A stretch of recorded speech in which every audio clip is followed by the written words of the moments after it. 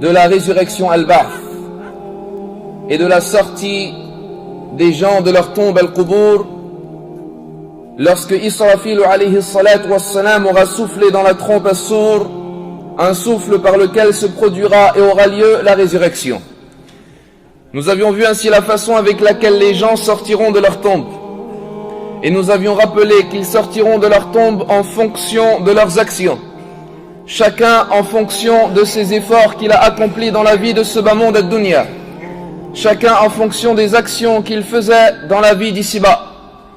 La personne sera ainsi ressuscitée et sortira de sa tombe dans la situation dans laquelle elle est morte, dans la situation dans laquelle elle a quitté la vie de ce bas monde. Et certes, Allah al-Karim, le noble et le généreux, a instauré par son indulgence et sa noblesse que celui qui a vécu sur une chose mourra sur cette chose, et que celui qui est mort sur une chose sera ressuscité de cette façon. وَلَا يَظْلِمُ رَبُّكَ أَحَدًا. Et ton Seigneur n'est injuste envers personne. Allah tabaraka wa ta'ala nous dit وَنُفِخَ فِي الصُّورِ ذَلِكَ يَوْمُ الْوَعِيدِ. Et l'on soufflera dans la trompe.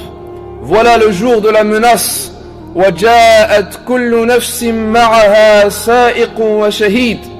Et chaque âme viendra accompagnée d'un conducteur et d'un témoin. لَقَدْ كُنْتَ فِي غَفْلَةٍ مِّنْ هَذَا فَكَشَفْنَا عَنْكَ غِطَاءَكَ فَبَصَرُكَ الْيَوْمَ حَدِيدٌ. Tu restais indifférent à tout cela.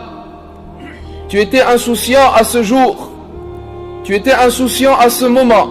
Eh bien, nous ôtons ton voile aujourd'hui. Ta vue est désormais perçante.